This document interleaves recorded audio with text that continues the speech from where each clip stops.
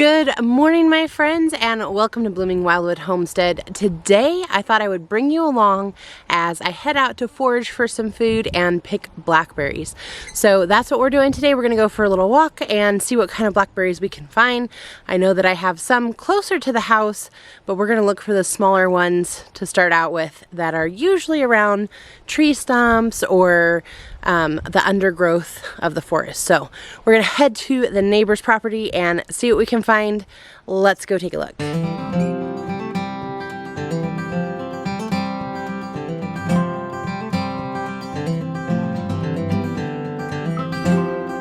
The weather today is perfect for a walk. It is not even, it's supposed to be low 70s today. And this morning it's so cool. I can actually put on a flannel shirt, which makes my heart so happy. You know, every video I've been talking about the heat we've been having around here and the drought. And so it's just so nice to have a little bit better weather. Now, as I have come up here, we have two different kinds of blackberries here in Washington, at least on the property where I'm at.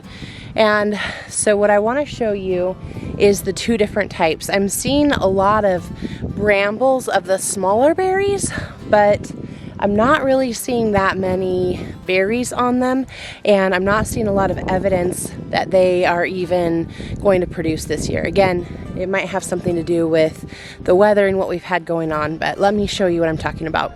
Here we have a lot of evidence of the smaller vines. You can tell it has a very slender, as you can see here, very slender vine on it, and the berries are usually a little bit smaller, which is fine because they're usually really sweet and delicious. It's just a little more of a pain to try and pick. I see a little bit of evidence of berries here, but I have not seen much anywhere else. And the berries that are here, we've got a few that are ripe, but not many. The other type of berry that we have in the area is this berry with the larger cane. You can see that the fruit on this one is a little bit larger.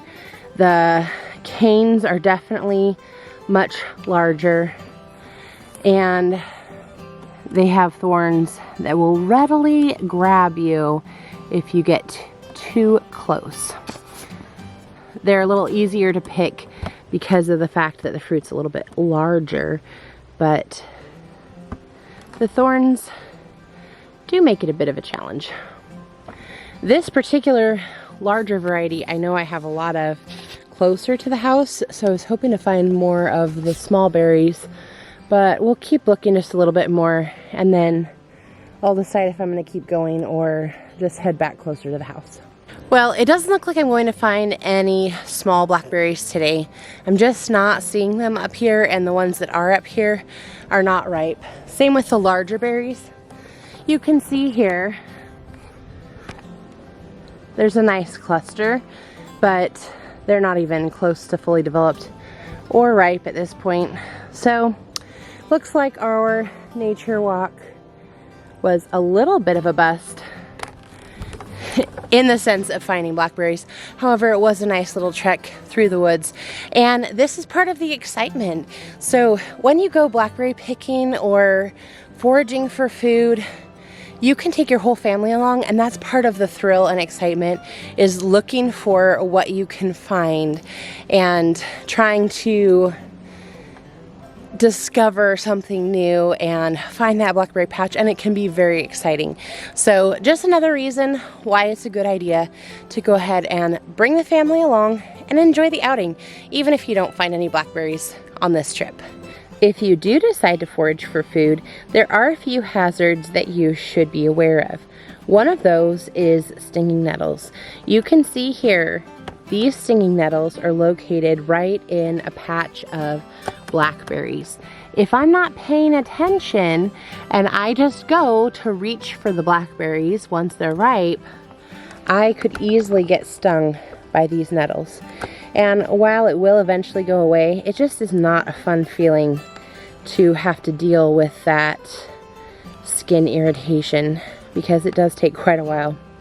I might know from experience. So let me help you avoid it. All right, we're gonna head on down closer to the house and I will show you what we've got going on down there.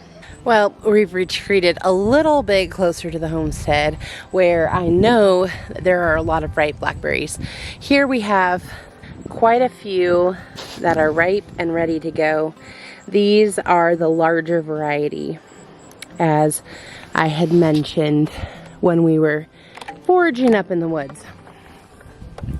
One of the last videos that I did about selecting berries when you're getting ready to plant them on your homestead, I had talked about not planting blackberries for a couple of different reasons. One, they are a little bit harder to maintain just because they have such a sprawling nature and they want to just go. So you really have to have an intentional designated space where you're going to keep them.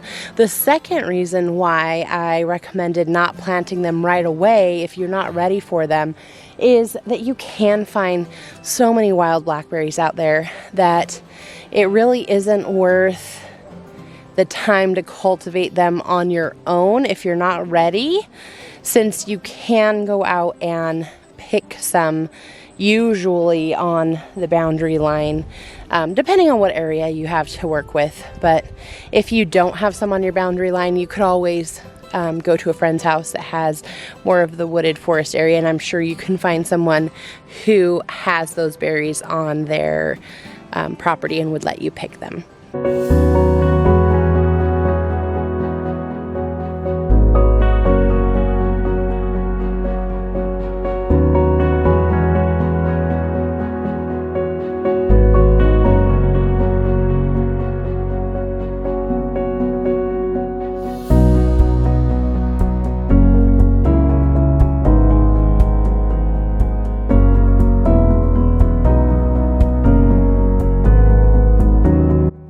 Now that we've made it back from picking our blackberries, you can see what I collected here.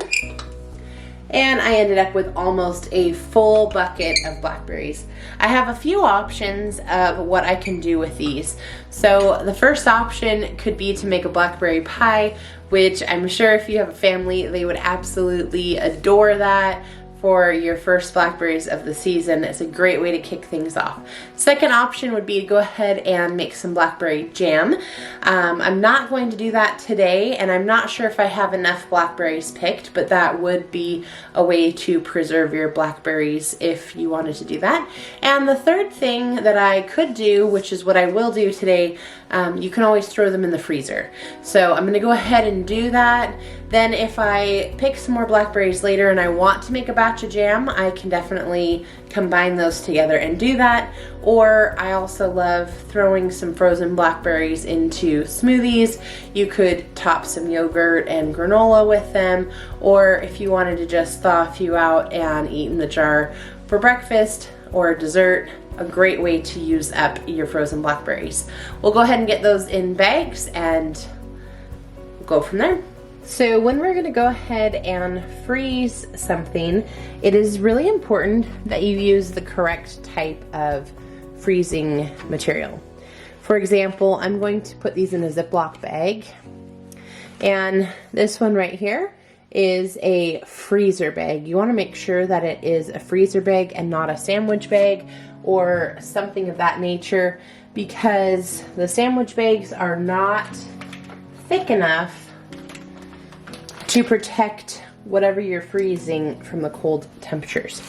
The next thing that's really important, and I like to do this first because I don't want to smash any fruit, is you want to make sure that you label the bag. So I'm going to go ahead and write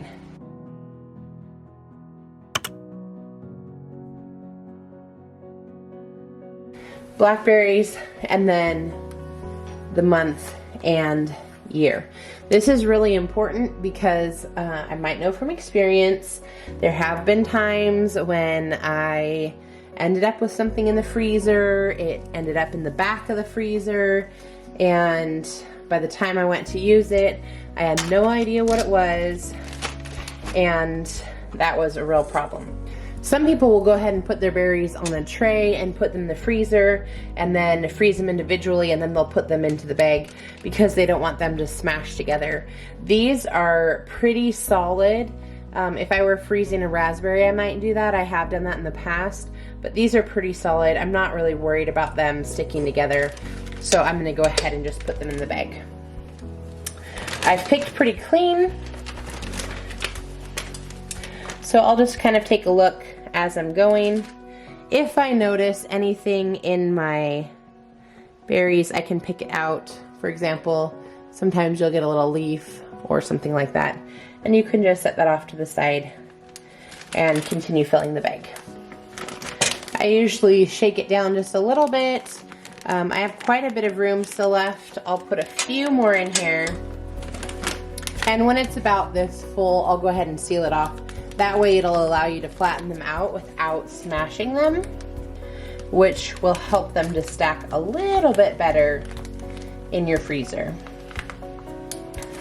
So as you can see, this is ready to go in the freezer, and I still have some berries left. So I'm gonna go ahead and throw the rest of these into a bag and we'll come on back. Super exciting, that bucket gave us about 2.5 bags of blackberries, which I will pop in the freezer. I'm excited to get those into the freezer. One thing I forgot to mention is that berries are really fragile, and you want to make sure that you process them right away so that you don't lose any of them. If you put them into the refrigerator, for example, since they are so fragile, they'll have a tendency to mold or become really soupy fairly quickly. And so if you haven't eaten them, put them in the freezer, canned them, you'll find that you lose a lot of that product. So it's really important that you take care of that right away.